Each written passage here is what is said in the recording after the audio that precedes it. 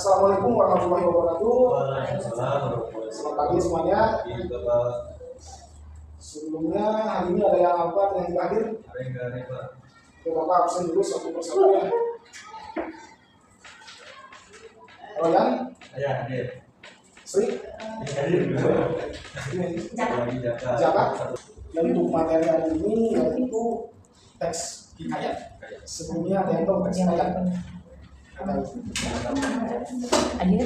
Hikayat adalah salah satu bentuk prosa lama yang menceritakan kehebatan atau kepahlawanan seseorang yang memiliki kekuatan di luar nalar. Jadi ya di luar nalar. Menurut KBBI, hikayat adalah karya sastra lama Melayu berbentuk prosa yang berisi cerita bersifat rekaan yang dibaca untuk penerimaan pembangkit semangat juang dan atau sekedar meramaikan pesta.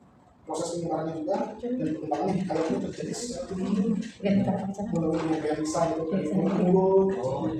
sehingga dapat tersebar ke proses sendiri karena kan pada rumah di sini jenis-jenisnya itu ada 5 jenis.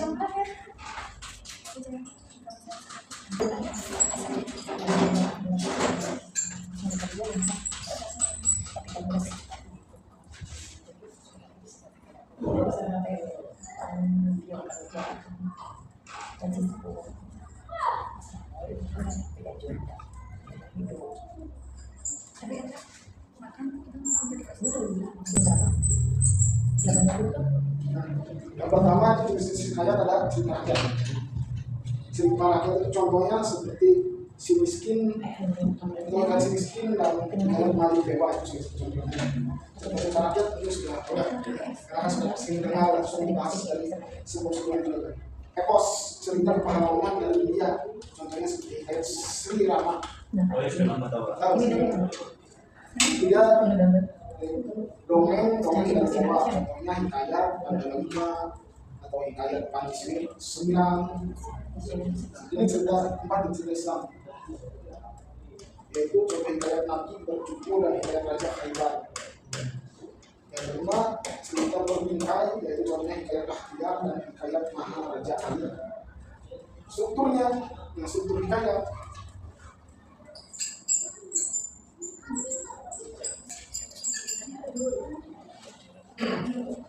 nah, struktur hikayat di sini ada orientasi atau setting.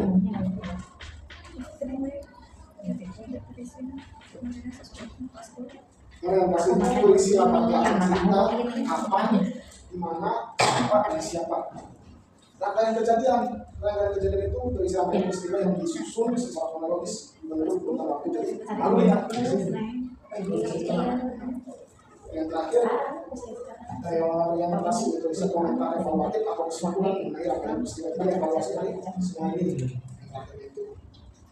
Jadi bukan kita ini kirim makanya. Dan juga bukan hanya strukturnya saja, ada karakteristiknya juga hikayat itu. Kalau sekarang menulis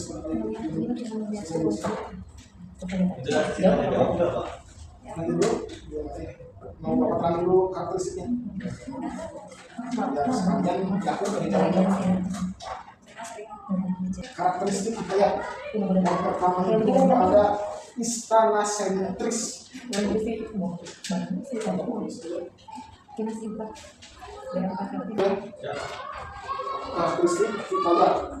yang pertama itu istana sentris. Kalau fokus utama cerita atau sejarah terletak pada kehidupan dan peristiwa di lingkungan istana atau kerajaan. Jadi fokus utama ceritanya itu topik utamanya.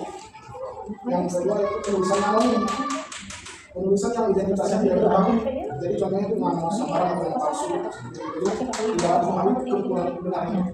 Yang ketiga kronologis. Kronologis adalah cerita atau narasi yang mengandung unsur-unsur yang tidak masuk akal atau tidak logika. Namun dianggap beres dalam konteks cerita itu sendiri, kayak cerita kita itu kan juga tidak masuk akal juga. Dia menggunakan bahasa Melayu. Menggunakan bahasa Melayu karena tadi juga diterangkan bahwasanya hikayat adalah karya sastra lama Melayu. Jadi untuk proses yang berisi cerita. Selain itu menyebar melalui tradisi lisan. Itu dari yang terakhir memiliki bahasa yang khas.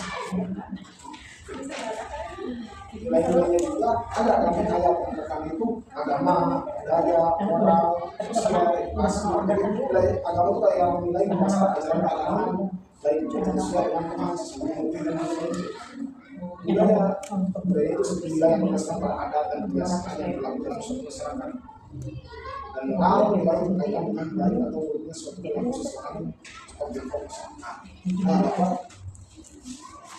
Nasi ayat saja dibacakan dan untuk didengar.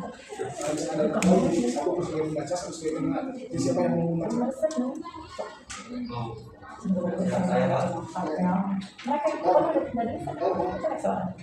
Contoh kayak kayak dari Kantoda. Menurut Sandi Bulikaya, sampai mula ada seorang datu saat Mandarina sedang bertapa di tengah laut. Namanya dari Mambruk.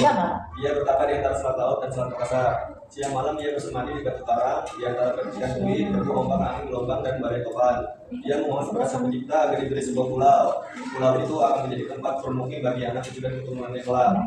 Hatta ketika laut menang, seekor ikan besar tiba muncul dari permukaan laut dan terbang menyerangnya tanpa beribu dari tempat duduk membuka mata dan Mambruk lebih serangan mendadak. Ikan itu terpelanting dan jatuh di karang. Setelahnya ke air kecil itu menyeberang lagi demikian berulang-ulang.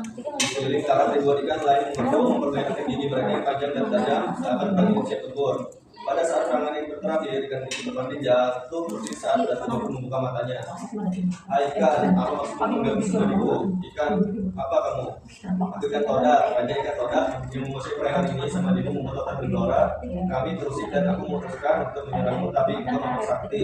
Datu Mambruk berkata, aku takut. Katanya menggap-gap mata yang bersih dari tenang sakit, tubuhnya tertidur di sela-sela karang tajam. Jadi itu rakyatmu. Datu Mambruk menunjukkan ribuan ikan yang memotong karang. Ya, Datu, tapi sebelum menyerangmu tadi kami telah bersepakat kalau aku kalah kami akan menyerang dan membiarkan perintahmu. Datu, tolonglah aku, atau luka aku dan kembalikanlah aku ke laut. Kalau terlalu lama di darat aku bisa mati. Atas nama rakyatku, aku jadi akan mengabdi padamu bila engkau menolongku.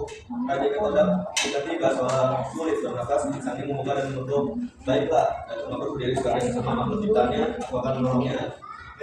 Terima kasih. Ya, tentang salah satu contoh hikayat konteks hikayat di situ cerita tentang Datu Mambruk yang bersemedi di laut.